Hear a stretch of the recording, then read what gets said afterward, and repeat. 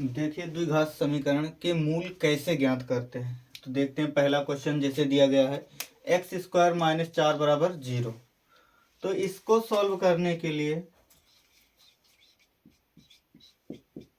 देखिए 4 इस side minus में है, तो हम इसको दूसरी साइड भेज देते हैं 0 के उस पार यानी बराबर के उस पार। तो क्या बनेगा, एक्स स्क्वायर बराबर 4। स्क्वायर अगर दूसरी साइड जाता है तो अंडर रूट में परिवर्तित हो जाता है, तो एक्स। और अगर किसी का भी यानी कि जो अंडर रूट है, अंडर रूट के अंदर अगर कोई भी संख्या लिखी है और वह किसी का वर्ग है तो ये अंडर रूट हट जाता है।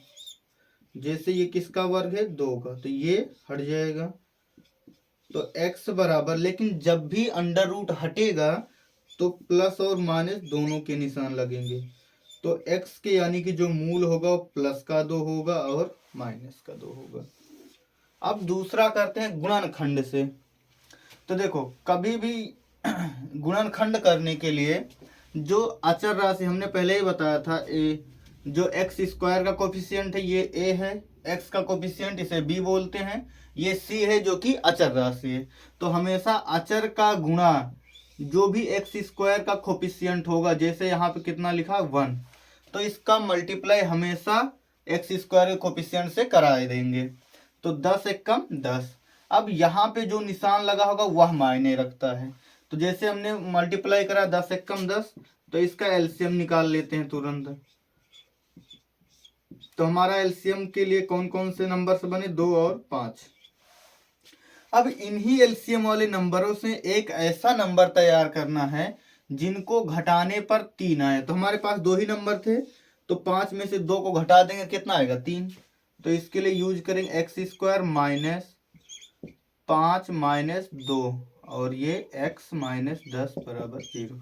आप देख सकते हैं इनका गुणा कराने पे कितना आना चाहिए, 10, और घटाने पे कितना आना चाहिए, 3।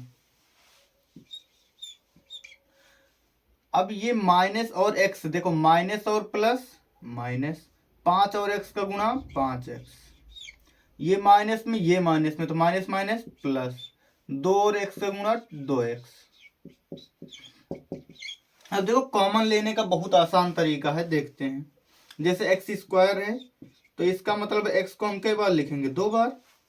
माइनस का 5x है, निशान सहित लिखेंगे, जो भी लिखेंगे, -5 गुणे एक्स। तो देखते हैं दोनों में सेम चीजें क्या है, एक्स है, तो जो सेम होगा उसको बाहर निकाल देंगे। अब देखो एक्स स्क्वायर में से ये तो निकल गया, कितना बचा, एक्स, तो एक्स लिखेंगे। ये निकल गया, कितना बचा, -5। ठीक।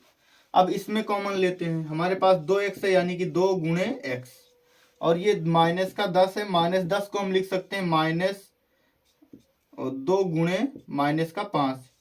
तो ये दोनों सेम है 2, तो इसको बाहर ले लेते हैं।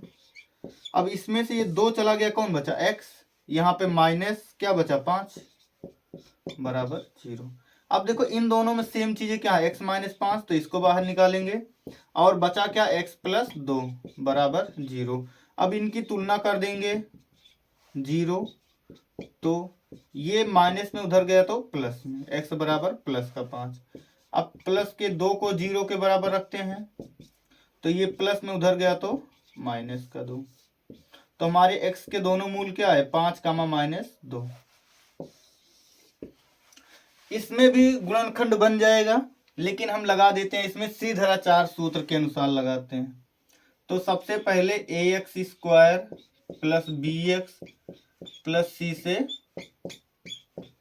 तुलना करते हैं।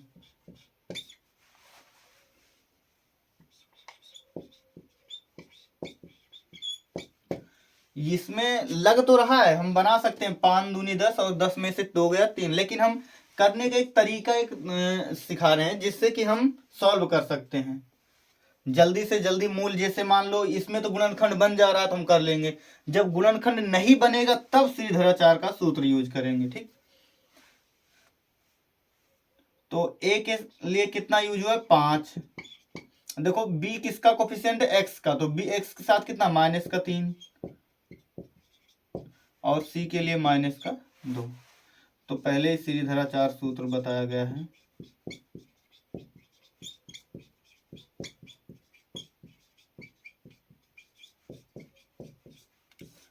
श्रीधराचार का जो सूत्र है वह है x बराबर -b plus minus under root B square -4ac upon 2a। Minus हो गया, b की जगह पे कितना लिखना है, -3 प्लस माइनस b की जगह पे -3 स्क्वायर 4, a की जगह पे 5 और c की जगह पे -2 बटे में 2 गुणे 5। ये माइनस माइनस प्लस हो गया, 3 बचा प्लस माइनस 3 का स्क्वायर 9। ये माइनस माइनस मिलके क्या बन गया प्लस, गुणा करते हैं 5 दूनी 10, 10 चौके 40 और नीचे 5 दूनी 10। अब देखते हैं 3 प्लस माइनस 40 9 कितना होता है 49।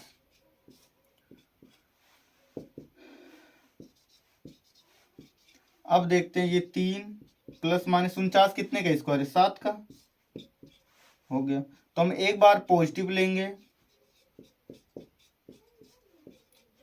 पॉजिटिव का मतलब यहाँ पे जो निशान लगा है वहां पे प्लस का यूज करेंगे।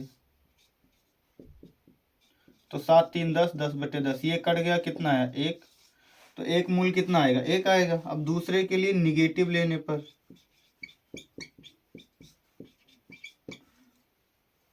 तो 3 - 7 बटे 10, 7 में से 3 गया माइनस का 4 बटे 10, ये काट देंगे 2 दूनी 4 2 पंचे 10।